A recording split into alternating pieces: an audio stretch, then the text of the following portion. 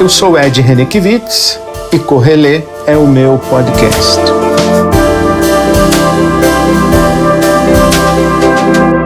Como você sabe, Correlê é o nome hebraico do livro bíblico que conhecemos como Eclesiastes. Eclesiastes, por sua vez, vem da palavra grega eklesia, que na Bíblia está traduzido como igreja, mas refere, na verdade, a um ajuntamento, uma congregação. Então, Correlê é o que fala diante de uma congregação. Correlê é o pregador. Eu gosto dessa tradução do Haroldo de Campos, né? Correlê é o que sabe e Correlê é o que fala.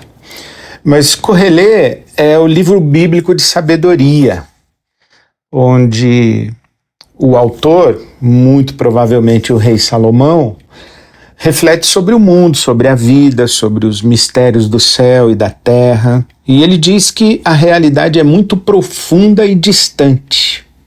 Então o Correlê é um ícone de complexidade, né? Quem acredita que a alma humana, que a vida são realidades simples, não prestou muita atenção, né? Nem na alma humana, nem na vida. Então, por isso eu escolhi Correlê como nome do meu podcast. Né? Reflexões além da superficialidade, sem medo das contradições, dos dilemas, das perguntas difíceis. E, inclusive, perguntas difíceis exigem respostas em aberto, né? Sujeitas ao contraditório e numa conversa que vai descobrindo camadas cada vez mais profundas de um mesmo tema. Então, Correlê é o podcast onde eu compartilho as minhas opiniões e convido você para uma conversa e para você trocar ideias com as minhas opiniões e construir as suas próprias opiniões. Dessa vez eu quero abrir uma conversa e dar as minhas opiniões sobre teologia do domínio, religião e igreja evangélica em debate na arena pública. É bem conhecida a declaração do Desmond Tutu, arcebispo anglicano da cidade do Cabo, na África do Sul, inclusive Nobel da Paz, ao lado de Mandela.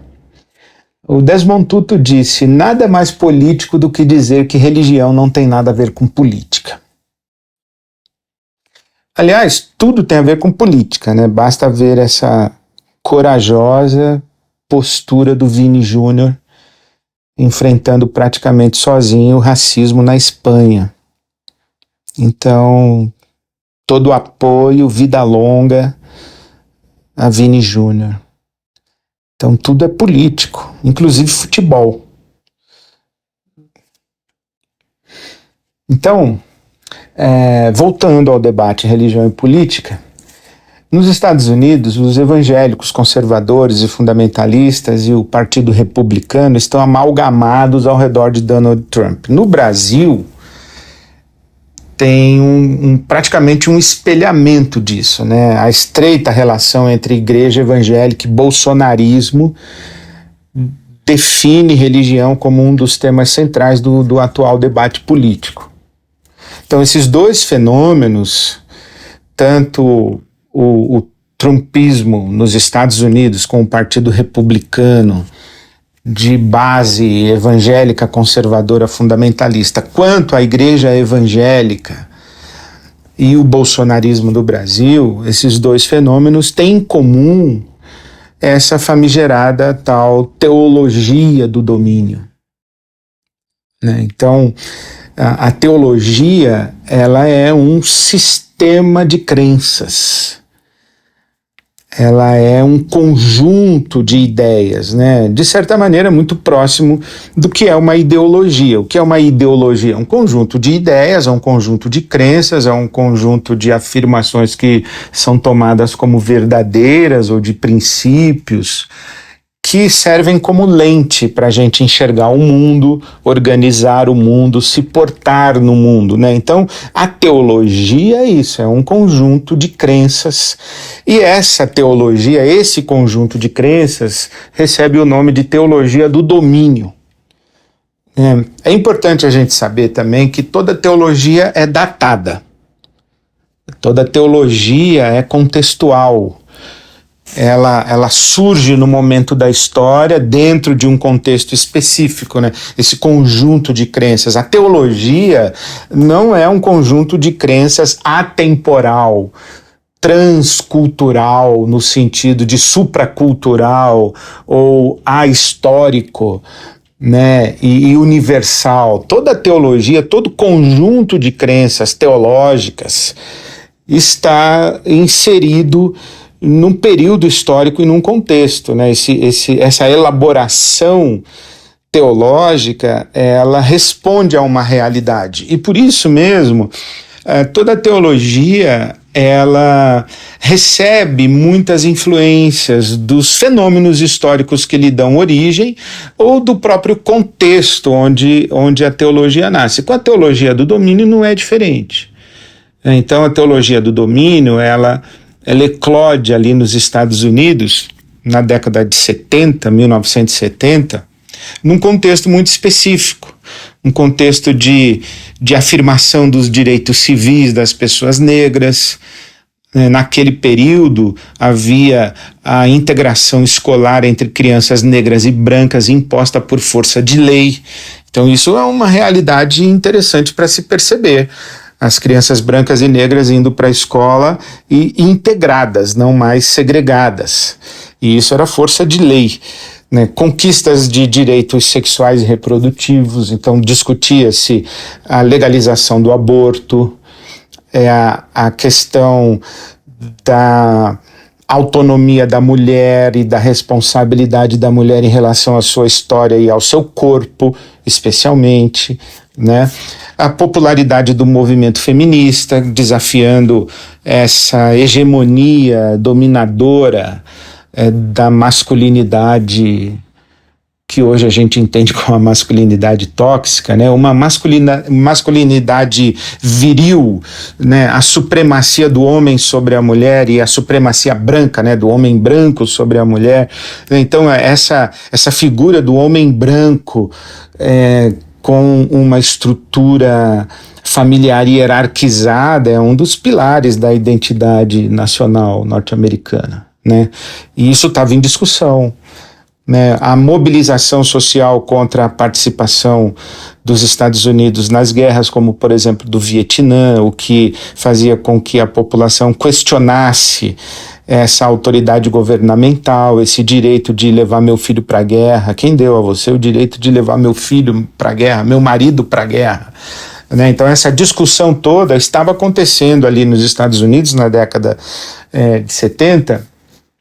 E aí, além disso, a gente tem uma América Latina com a efervescência da teologia da libertação, né? Os movimentos de países na América Latina em debate contra os governos ditatoriais militares. Né? Então, nesse contexto vai aparecer um conjunto de ideias e crenças, e uma delas, por exemplo, é a ideia e o conceito chamado de reconstrucionismo.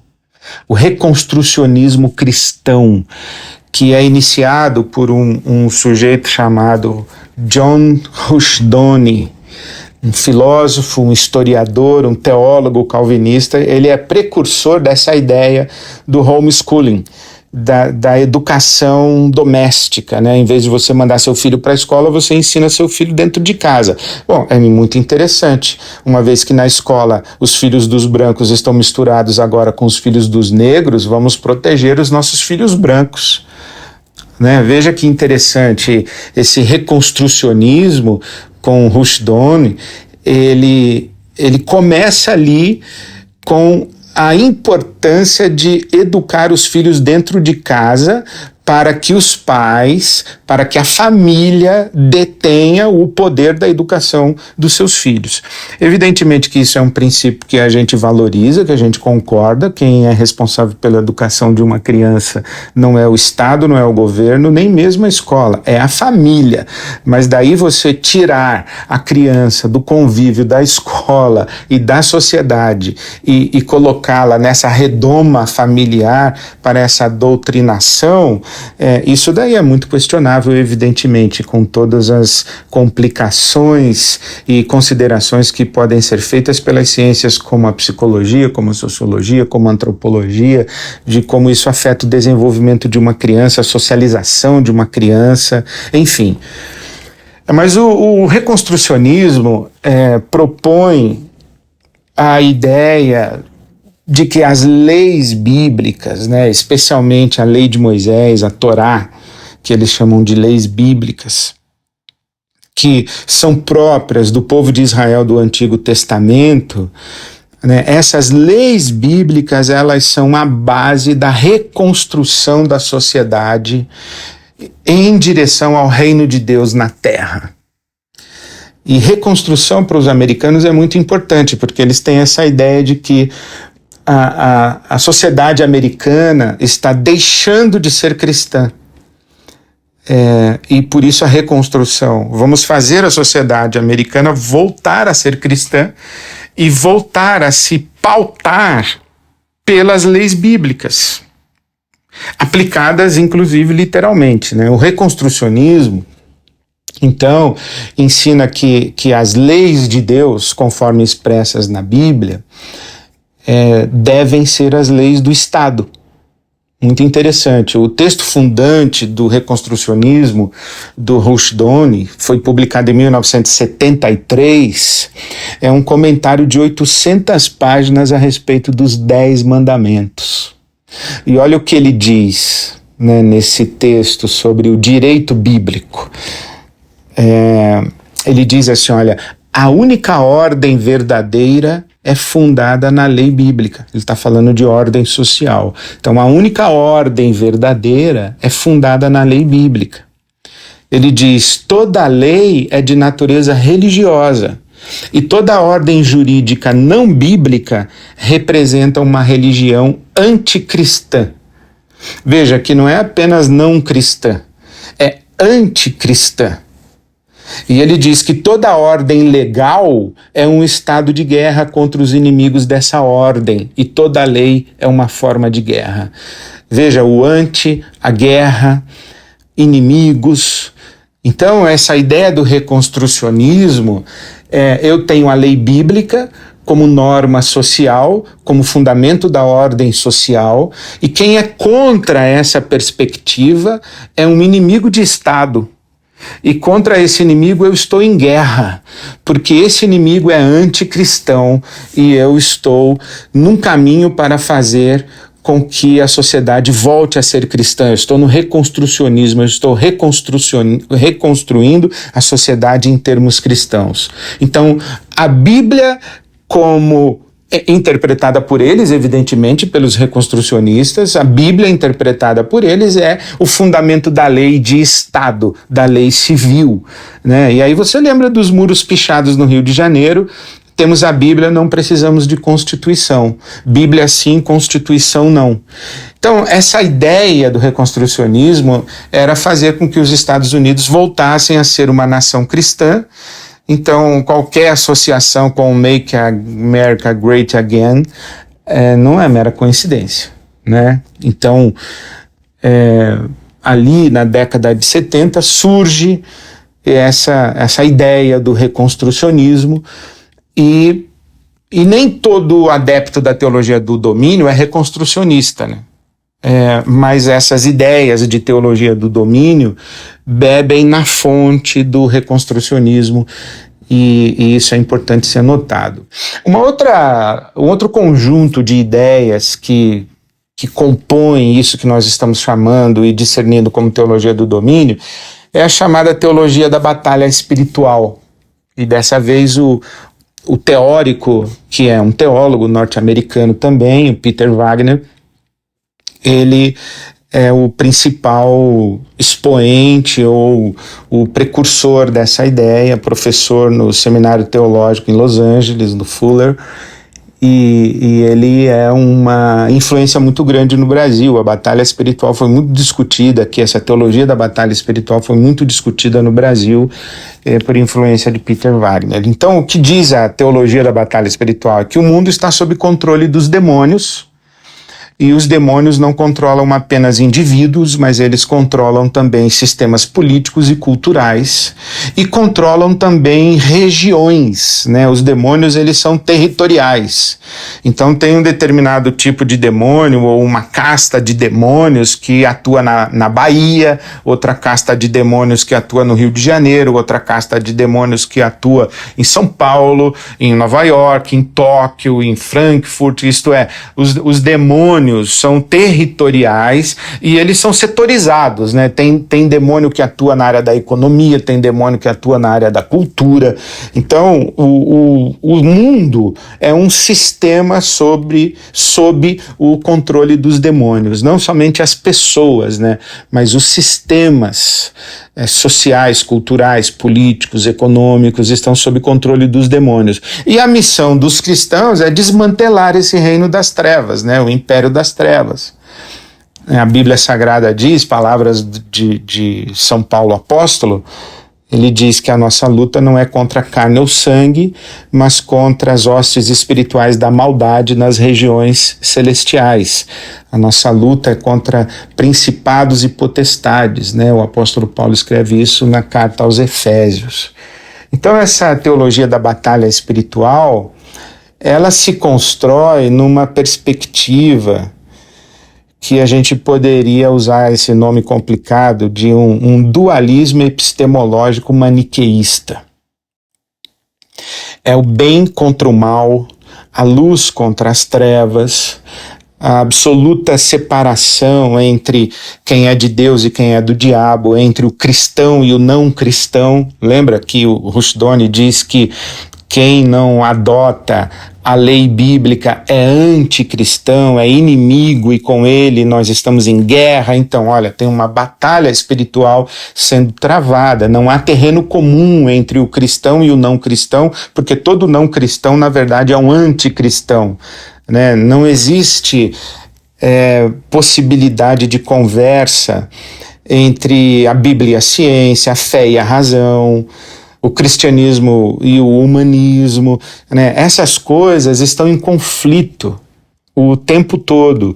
E justamente a grande ênfase da batalha espiritual é que toda a configuração histórica, contextual, circunstancial, é um espelhamento do que acontece no mundo espiritual e nas regiões celestiais. Agora, uma outra influência interessante para a teologia do domínio é a chamada visão das 7 montanhas. É interessante. A coisa vai complicando, né? Você vê que é complexo. Então, essa visão das 7 montanhas foi criada também pelos norte-americanos Loren Cunningham e Bill Bright. O Cunningham é fundador da Jocum, essa missão de evangelização, Jovens com uma Missão, Jocum, aqui no Brasil.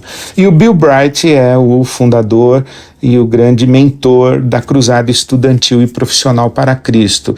Os dois têm uma visão de evangelização, né, de uma presença no mundo evangelística e proselitista. Então, essa doutrina das 7 montanhas, ou essa visão das 7 montanhas, foi dada a eles por revelação divina, né? E essa revelação das 7 montanhas tem tudo a ver com o Apocalipse, com o fim do mundo, com o retorno de Cristo à Terra. Então, a visão das 7 montanhas é uma palavra profética, né, que visa preparar o mundo para o retorno de Jesus Cristo.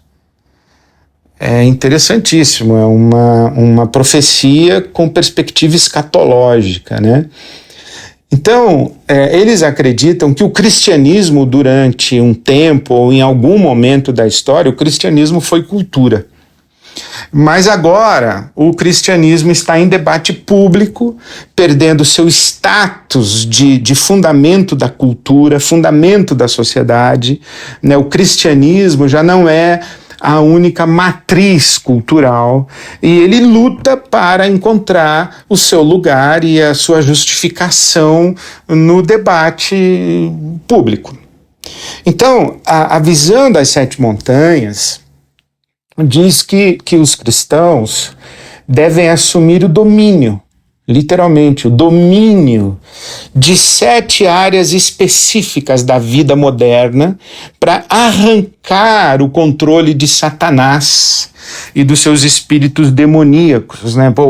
Para tirar Satanás e tirar os espíritos demoníacos do controle destas áreas específicas. Para quê? Para que os cristãos possam colocar essas áreas em uso divino, para que o reino de Deus possa se manifestar à terra e possa vir à terra, né? Então, se a batalha espiritual olhava para as regiões celestiais, para o mundo espiritual, acontecia no mundo espiritual, essa visão das 7 montanhas traz a batalha para o mundo concreto e para a arena pública, para a arena política. Então veja que interessante, quais são as 7 montanhas, né? Quais são essas 7 áreas que estão sob o controle dos demônios e dos espíritos malignos? Negócios, governo, mídia, artes e entretenimento, educação, família e religião.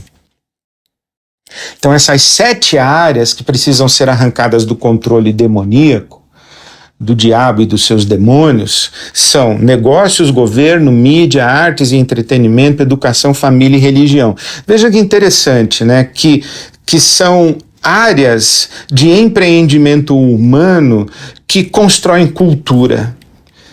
Então presta atenção nisso. Você tem o reconstrucionismo, você tem a batalha espiritual e você tem as 7 montanhas que querem assumir o controle de um mundo que está atualmente controlado pelo diabo. Então, quem controla as 7 áreas de influência determina uma cultura, e porque determina uma cultura, também controla um povo, né? Agora, tem uma outra ideia que compõe esse conjunto de crenças que a gente dá o nome de teologia do domínio, que é uma explícita e uma sublinhada intenção de dominação política da sociedade, né? Uma dominação política evidentemente feita pelos cristãos que estão arrancando a sociedade do controle maligno, né? Então, David Chilton, esse teólogo reconstrucionista, olha o que ele diz, presta atenção, abrindo aspas: o objetivo cristão para o mundo é o desenvolvimento universal de repúblicas teocráticas bíblicas. Vou repetir. Palavras de David Chilton. O objetivo cristão para o mundo é o desenvolvimento universal de repúblicas teocráticas bíblicas, nas quais todas as áreas da vida sejam redimidas e colocadas sob o senhorio de Jesus Cristo e o governo da lei de Deus. Agora, é claro, fecha aspas, né? Agora, é claro que essas áreas da vida colocadas sob o senhorio de Jesus Cristo e o governo da lei de Deus têm representantes humanos, né? Óbvio que Cristo governa por meio de nós, esse nós entre aspas quer dizer eles, os reconstrucionistas, os dominionistas, né? E que é claro que quem é que interpreta a lei de Deus para a sociedade, para o mundo? Claro que somos nós, os reconstrucionistas, os dominionistas, né? Nós aqui somos os intérpretes fidedignos das leis de Deus, porque para colocar sob o senhorio de Cristo e sob o governo da lei de Deus, quem é que vai fazer isso? Tem uma ação humana, né?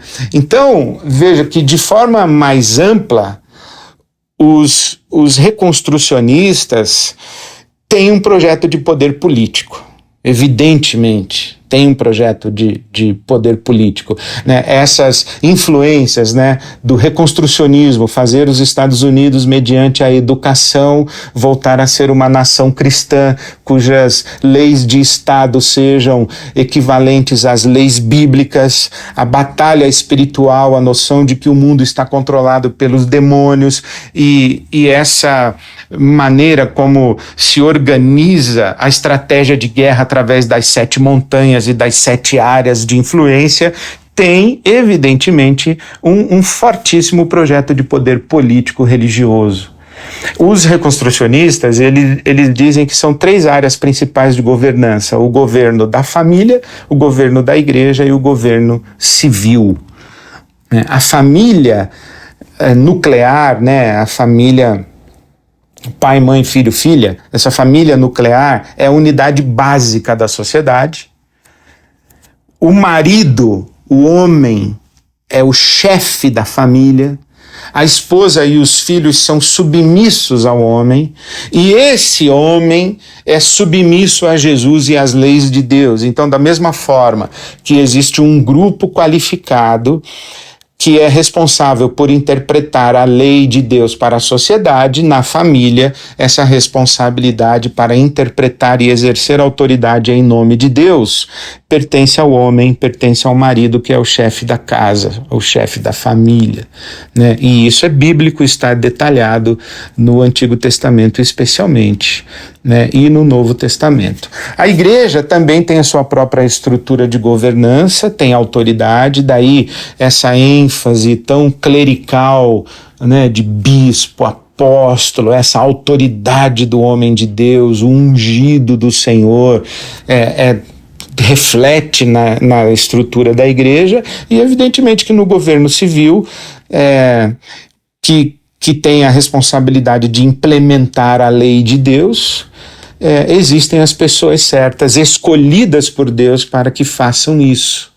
E essas 3 instituições, né, a família, a igreja e o governo, estão sujeitas à lei bíblica, e a sua implementação eles chamam de teonomia, a lei de Deus. Teo, Deus, nomos, lei. A teonomia é a lei de Deus, né? Então, isso tudo, evidentemente, tem por finalidade trazer o reino de Deus à terra e preparar o mundo para a volta de Jesus Cristo. E qualquer pessoa que não se submete a essa visão da teologia do domínio é inimiga de Deus, é um obstáculo ao cumprimento dos propósitos de Deus na história e um atraso para o fim do mundo, né? Porque se o mundo continua controlado pelo diabo, Jesus não vai voltar, e a igreja precisa tirar o poder do diabo para preparar o mundo, isto é, trazer o reino de Deus à terra, conformar o mundo às leis de Deus para que Jesus, então, possa voltar. Bom,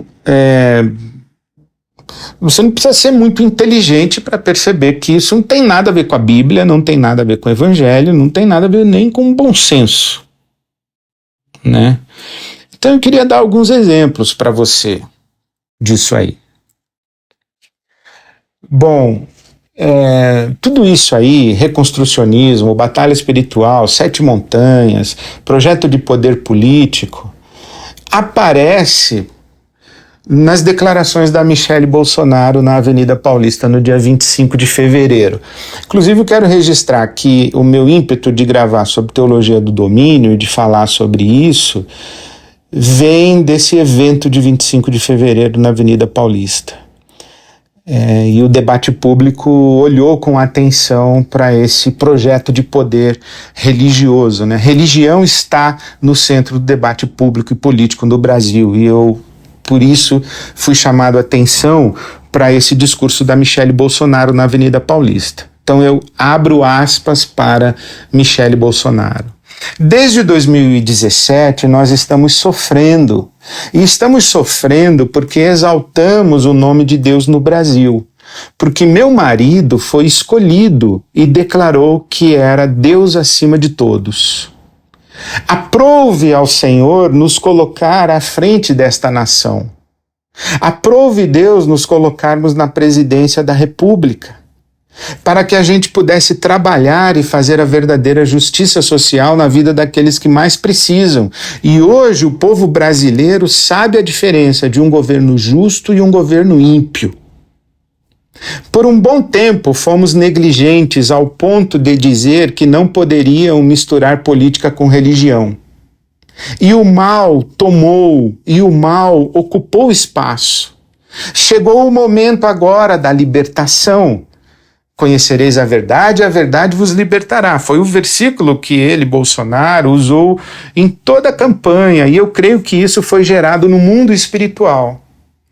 Não estamos aqui num propósito de poder, mas em propósito de libertação.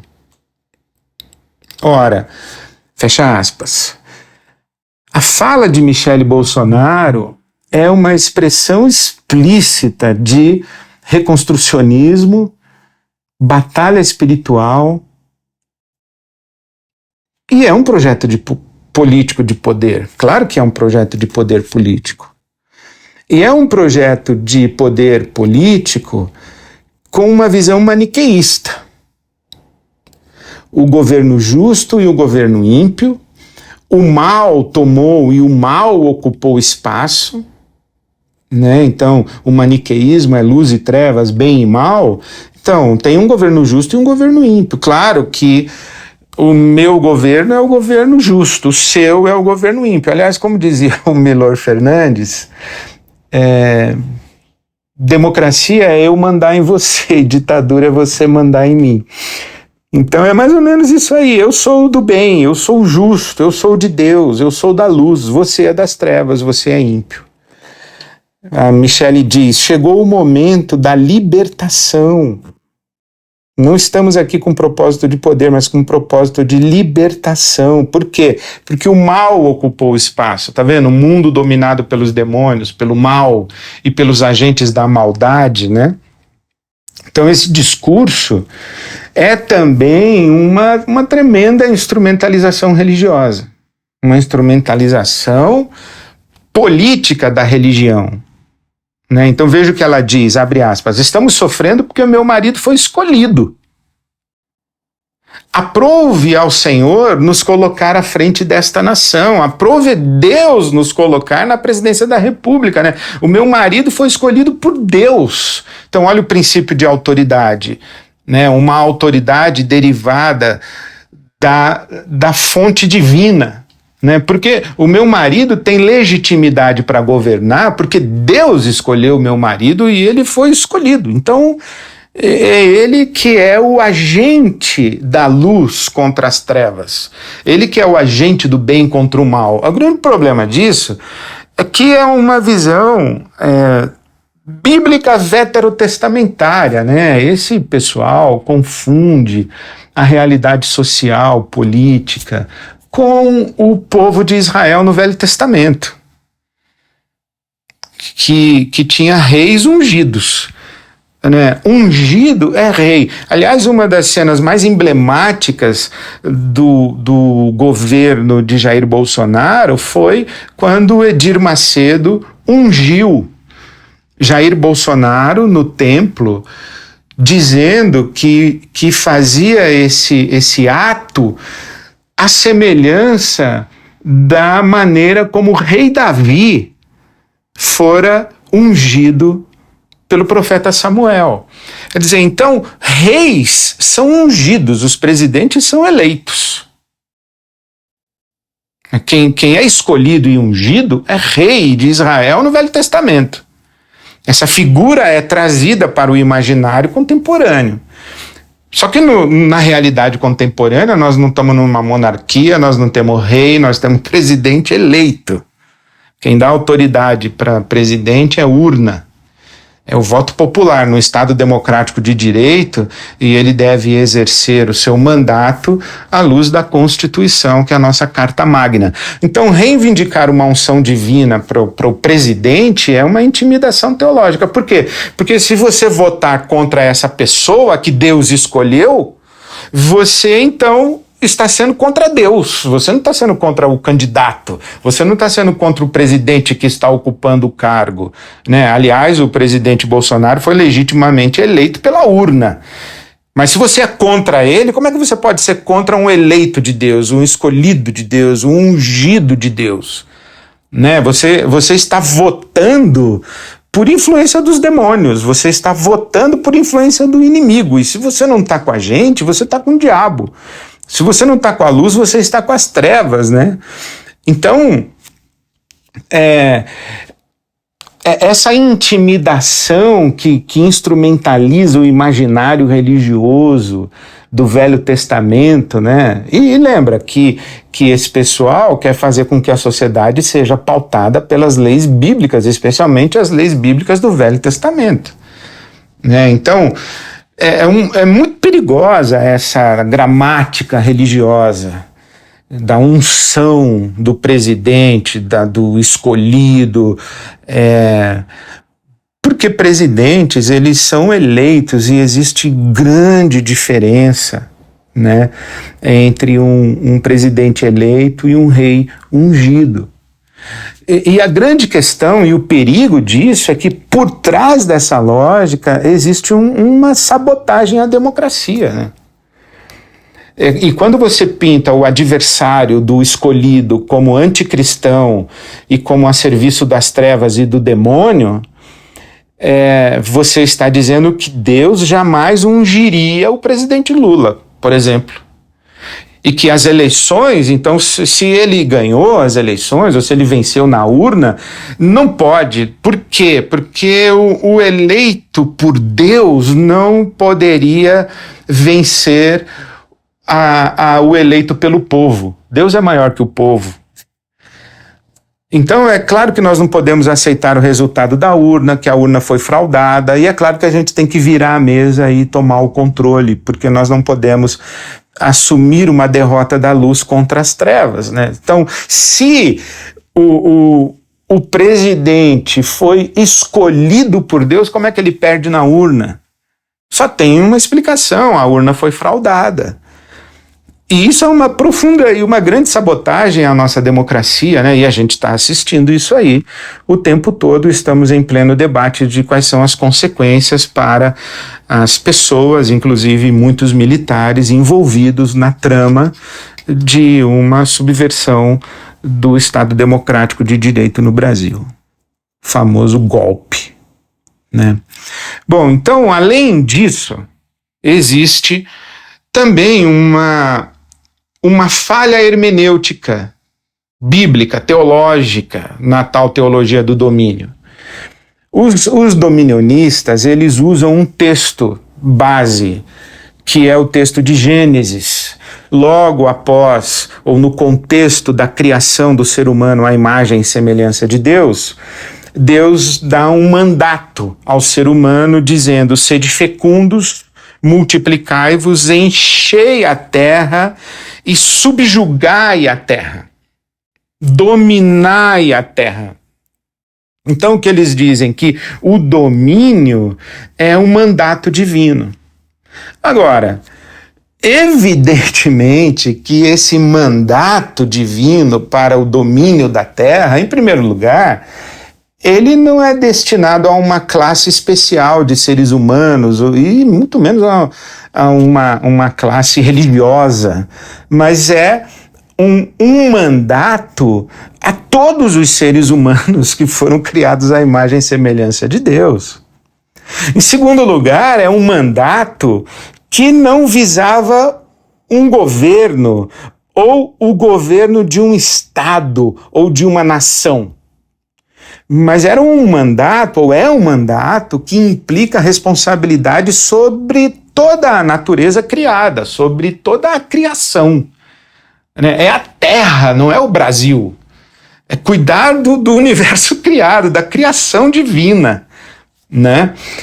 E o terceiro aspecto dessa interpretação equivocada é a própria ideia de domínio, né? Que o domínio do Gênesis, ele não é na perspectiva autoritária de exercer controle e um controle que instrumentaliza a coisa controlada, né? E que abusa da coisa controlada em benefício de quem controla, né? O dominar do Gênesis é traduzido no Gênesis capítulo 2, versículo 15, com dois verbos, cultivar e cuidar. É muito mais um mandato de cuidado do que um mandato de controle. Então, é tão interessante que a discussão ambiental do mundo hoje, que é uma pauta imprescindível e urgente, do cuidado ambiental, é um mandato divino, né?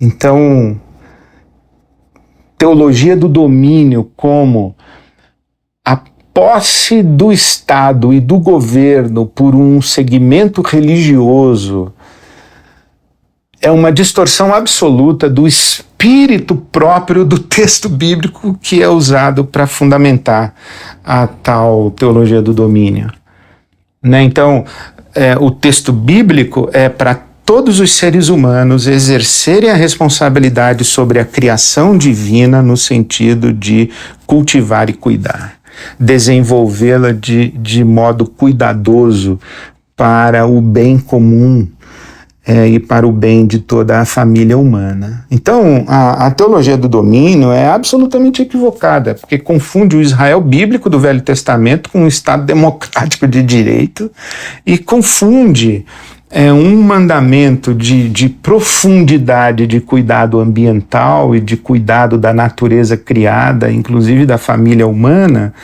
com um projeto de poder político para um governo e para um modelo de Estado teocrático, né?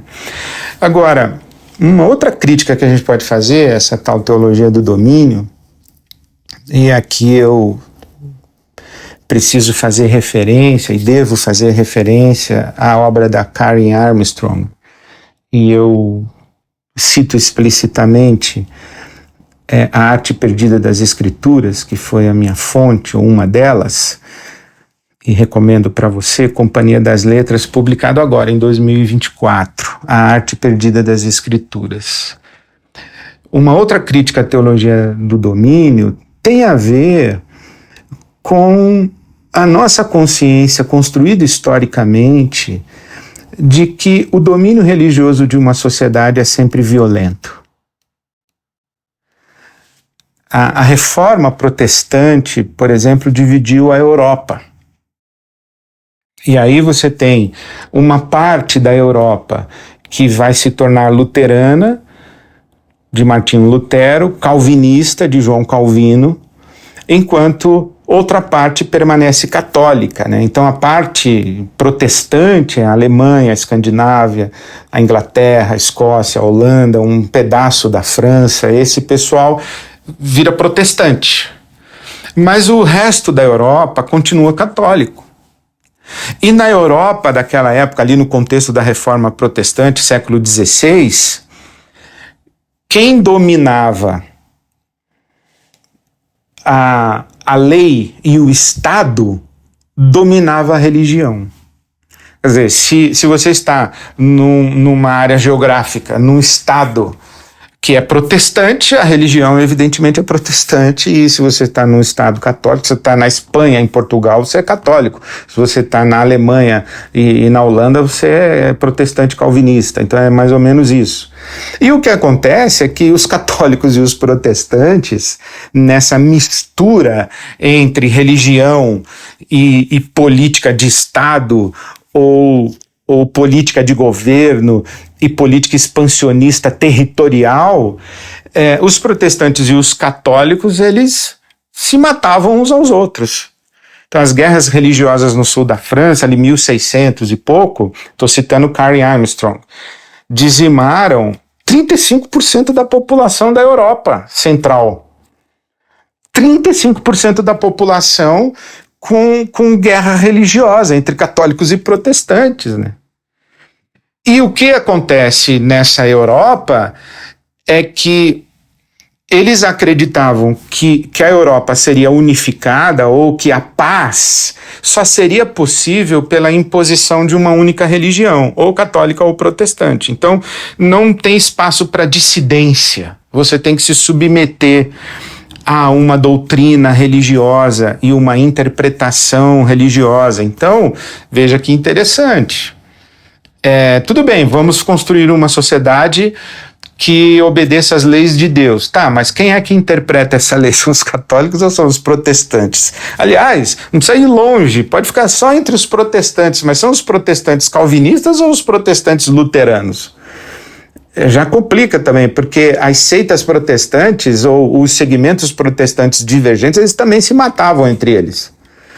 Então o que aconteceu é que nessa Europa encharcada de guerras religiosas e do conflito protestante-católico, surge uma consciência de que esse conflito é praticamente insolúvel e de que você tem que encontrar um terreno comum e uma verdade que não tivesse a ver com religião. Se você quer paz social, você tem que buscar uma outra maneira de criar consensos coletivos. E a religião não se mostrou um recurso muito eficaz ou muito útil nessa direção.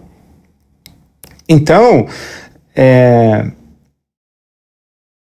surge aí uma outra perspectiva não religiosa de ordenamento social. E aqui vale dizer que os primeiros livres pensadores e ateístas europeus não foram os filósofos, foram os judeus espanhóis que eram obrigados a se converterem ao cristianismo durante a Inquisição Espanhola. Então, o questionamento racional da lei de Deus ou da interpretação bíblica, esse questionamento surge como resposta a uma violência religiosa e uma violência de Estado ou uma violência de um Estado religioso tentando produzir conversão na marra, né? Esses judeus espanhóis que questionaram tudo isso ficaram conhecidos como marranos. Os marranos são os judeus espanhóis que questionaram essa autoridade religiosa e essa pretensão de monopólio na interpretação bíblica. E marrano quer dizer suíno, que pretendia ser uma ofensa ao judeu, mas eles acabaram usando isso como uma distinção de honra, né? Então, por exemplo, olha que interessante, eu ainda estou com a Karen Armstrong, tá bom? O primeiro marrano a interpretar a Bíblia à luz da razão foi Baruch Spinoza. Então, Spinoza, ele vai dizer o seguinte, abre aspas, a suprema autoridade para explicar religião e para emitir juízos pertence ao indivíduo, porque diz respeito a direitos individuais. Como a autoridade da interpretação das escrituras pertence a cada indivíduo, a regra para essa interpretação não deve ser nada mais que a efetiva luz da razão, que é comum a todos, e não qualquer autoridade sobrenatural ou externa. Em outras palavras, religião é um assunto de consciência individual. Ninguém pode impor a um ser humano e violentar a consciência de um ser humano, reivindicando a autoridade divina para fazê-lo. Isso é muito protestante, né? Isso é muito protestante. Martinho Lutero que, diante da dieta de Worms, vai dizer que não é razoável que um homem se justifique diante da sua própria consciência. Ele diz, eu não posso negar a minha consciência. Então, da mesma forma que os protestantes se levantaram questionando a autoridade do clero e da Igreja Católica Apostólica Romana, dizendo, olha, vocês não são a autoridade absoluta na interpretação da vontade divina, também a população civil se levanta contra a mesma igreja e contra o Estado que pretende, amalgamado com a igreja, impor uma religião. E Spinoza vai dizer, olha, religião é um tema da consciência humana e à luz da razão, essa razão que é comum a todos, é que deve ser a autoridade para a interpretação bíblica. Bom, nesse mesmo contexto aí, você vai encontrar John Locke. O Locke acreditava que a busca religiosa também era privada e que não poderia ser, então, policiada ou controlada pelo governo ou pelo Estado. Então, o Locke concordava com a visão luterana. Aliás, veja que interessante, o Locke, ele concorda com a visão luterana, mas o Spinoza era católico, era um devoto católico, né? Então, o Locke dizia o seguinte: a igreja é uma coisa absolutamente distinta do Estado. Os limites em ambos os lados são fixos e inalteráveis. Embaralha céu e terra, as coisas mais remotas e opostas, quem mistura essas duas sociedades, que são, em sua finalidade original e em tudo o mais, perfeita e infinitamente diferentes uma da outra. Olha o que o Locke está dizendo. Igreja e Estado são instituições separadas, distintas, com origens distintas, finalidades distintas e em tudo mais distintas. E quem quiser misturar essas duas coisas vai embaralhar o céu e a terra e vai embaralhar, inclusive, coisas que são opostas. E isso não vai dar bom, não vai dar bom mesmo. Então, veja, o Locke, depois que ele viajou pela Europa, ele se deu conta do estrago das guerras religiosas, né? O Locke diz o seguinte, que nós temos que encontrar uma outra solução para a paz social. E a conclusão razoável foi que a gente não deve matar quem tem uma religião diferente da nossa. É simples assim. O difícil é conseguir fazer esse acordo na sociedade. O Locke vai dizer, olha, não mate quem tem uma religião diferente da sua, quem professa uma fé diferente da sua, e não tente impor a sua religião sobre outra pessoa.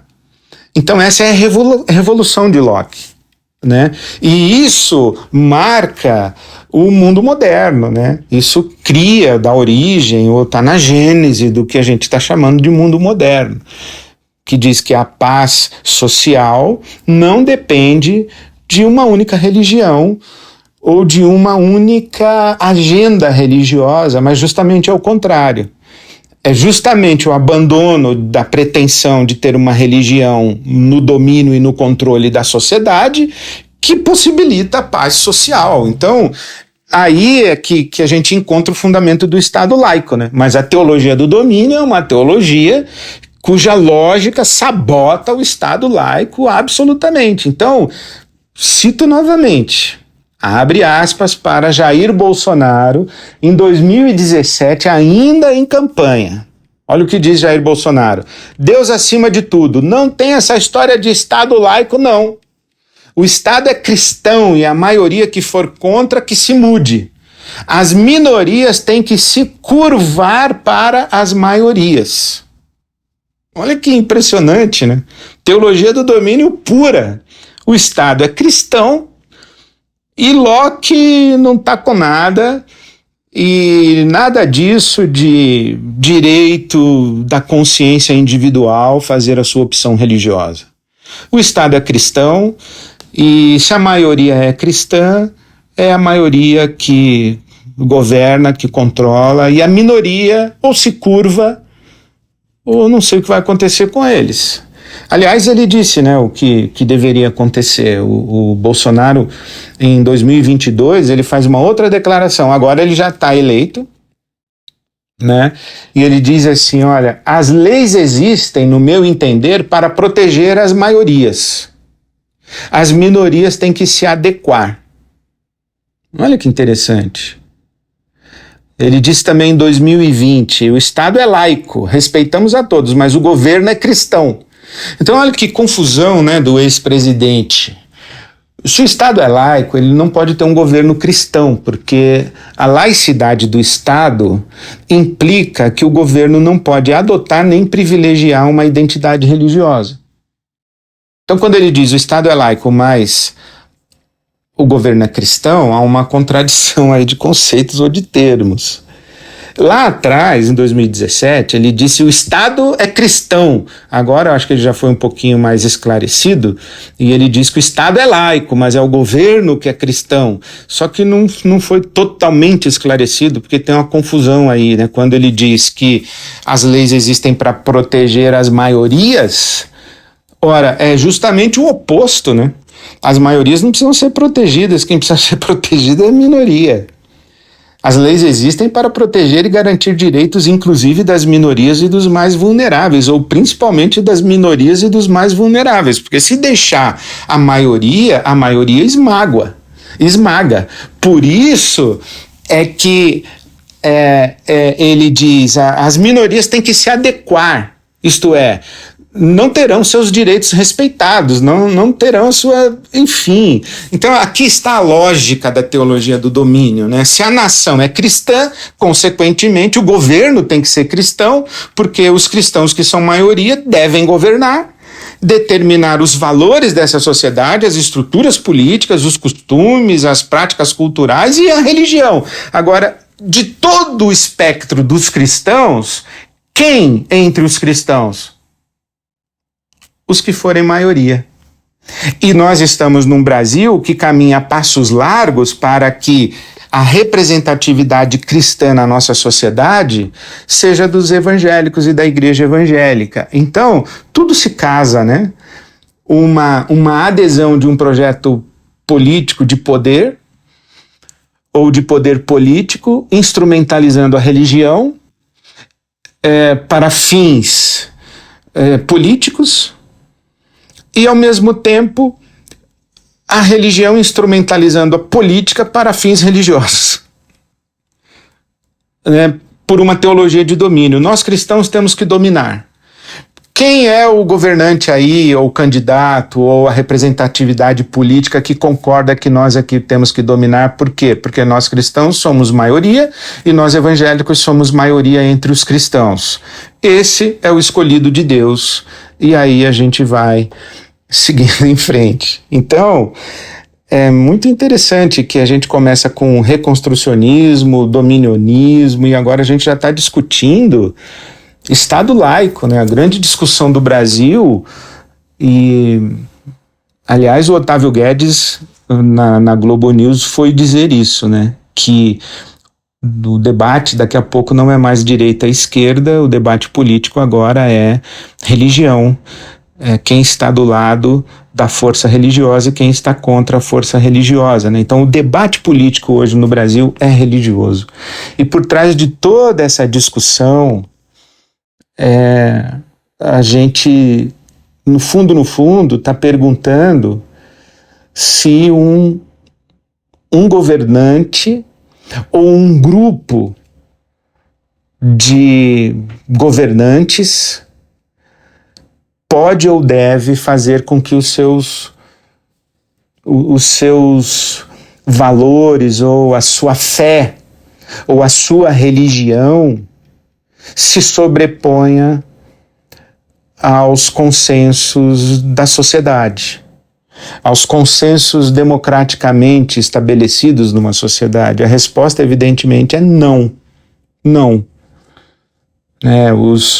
Os valores particulares de um governante ou de um grupo que ocupa o governo não pode se sobrepor aos consensos democraticamente estabelecidos numa sociedade. Então, lembra do Locke? Não cabe ao Estado legislar sobre a alma dos homens, não cabe. Não cabe ao Estado legislar e impor uma lógica religiosa, porque a religião é uma questão de consciência, né? E na questão da consciência o indivíduo é soberano. né? Então não cabe também a alma dos homens determinar os destinos da sociedade. Não é a religião que determina, é o consenso da sociedade. Isso é um avanço moderno para acabar com o mata-mata das guerras religiosas. Então agora eu queria caminhar para o final citando uma outra das minhas fontes privilegiadas, que é o João Pereira Coutinho, que é um conservador liberal, e os meus amigos mais à esquerda me criticam muito porque eu gosto do João Pereira Coutinho, mas eu gosto muito do João Pereira Coutinho. Então olha o que ele diz. Ele diz que a política deixou de ser uma arena de consensos entre visões distintas do bem comum e se tornou um tribunal onde os pecadores devem confessar os seus crimes de joelhos e abraçar a verdade com maiúscula. Então o Coutinho diz, olha, o problema dessa visão medieval das coisas não está apenas na intolerância que ela revela e muito menos na quantidade de homens vazios que ela promove. Criaturas destituídas de qualquer vida interior, que debitam como se fossem robôs o software da moda. Esses homens vazios, né? Criaturas destituídas de qualquer vida interior. Ele escreve bem, né? O problema é mais profundo, mais abrangente. Aqueles que destroem a consciência individual em nome do bem coletivo estão a destruir a última barreira contra o poder arbitrário. Uma barreira de que eles podem precisar um dia se o pêndulo do fanatismo mudar de direção. João Pereira Coutinho. A essa altura, então, você deve estar se perguntando, mas pastor, primeiro, você não é pastor? Você não é evangélico? Você não é cristão? Então, você é contra a manifestação da fé na política, na arena pública? Você não acredita que nós cristãos devemos pregar o evangelho? Você não gostaria de ver a sociedade brasileira influenciada pelos valores da fé cristã? Então eu respondo para você para caminhar para o final. Vamos por partes. Primeiro, sim, eu sou a favor da manifestação da fé na arena pública. Mas com duas condições. A primeira é que todas as expressões de fé sejam respeitadas. E a segunda é que nenhuma expressão de fé seja imposta. Sim, eu sou a favor de manifestação de fé na arena pública. Mas sou a favor de todas as manifestações, de todas as expressões de fé. E sou a favor de que nenhuma expressão de fé seja imposta. Por quê? Porque a cidadania é uma condição. A religião é uma opção. Então eu sou brasileiro. Essa é a minha condição. Mas eu sou cristão. E isso é a minha opção. E nós não podemos transformar em obrigação aquilo que é uma questão de escolha, de opção. A imposição da fé violenta o ser humano e degenera a fé. Nenhuma religião praticada por obrigação produz os frutos que essa tal religião deseja, na sua essência. Não é pelo contrário, uma religião praticada por obrigação produz hipocrisia, vida dupla, porque o cara não consegue, por obrigação, cumprir os preceitos da sua fé religiosa. Se não escolheu, então é hipocrisia, adoecimento, todas as maluquices e as doenças da alma que a opressão religiosa gera e, em última instância, inclusive, violência, né? Porque quando eu quero impor a minha religião, eu demonizo aquele que discorda de mim, eu digo que é meu inimigo, contra ele eu estou em guerra e assim por diante, eu acabo promovendo violência, né? A outra coisa que eu quero dizer é que sim, eu acredito que nós cristãos devemos pregar o evangelho. Aliás, eu prego o evangelho todo dia, a vida toda. E eu creio que a prática do evangelho, entretanto, é para os que aderem ao evangelho voluntária e livremente. Por isso que eu prego o evangelho. E eu sigo Jesus, porque Jesus deixou claro o seu convite. O convite de Jesus é: se alguém quiser vir após mim, negue-se a si mesmo, tome a sua cruz e siga-me. O compromisso com Jesus implica renúncia, sacrifício. E nem todas as pessoas querem seguir a Jesus por causa disso, porque nem todas as pessoas querem fazer renúncias e sacrifícios. Então a palavra de Jesus, ela é um convite. Se alguém quiser. E tem gente que não quer e eu tenho que respeitar quem não quer. E tenho que pregar para esse alguém da melhor maneira que eu puder.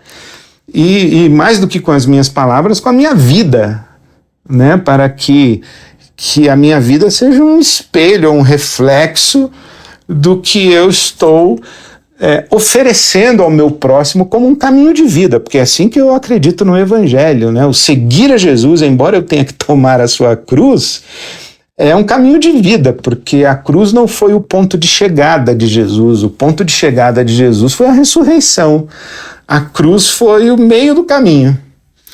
Então o evangelho é sempre uma palavra de vida, e eu claro que eu quero compartilhar isso com o meu próximo, e eu faço isso a vida toda, mas é para quem quiser seguir a Jesus, não é para quem é obrigado a seguir a Jesus. E por último, sim, eu quero que os valores cristãos influenciem a sociedade brasileira. Claro que eu quero uma sociedade influenciada pelos valores cristãos, eu sou cristão. Agora, eu também tenho 3 observações. A primeira é na forma de perguntas, né? Quais valores cristãos? Valores cristãos interpretados por quem? A interpretação dos cristãos fundamentalistas ou dos progressistas? Quem que vai interpretar os valores cristãos? Quem tem a prerrogativa da palavra final da interpretação? Então nós voltamos ao espírito da democracia e os valores de uma sociedade devem ser consensados no debate público, né? Jamais impostos por uma minoria, seja fundamentalista, seja progressista, seja religiosa, seja ateísta. E aqui quero fazer um parêntese, viu? Porque no quesito intolerância, os evangélicos fundamentalistas, eles não ficam devendo nada para os ateístas fundamentalistas. Os evangélicos que são apaixonados pela sua crença religiosa, eles estão no caminho deles.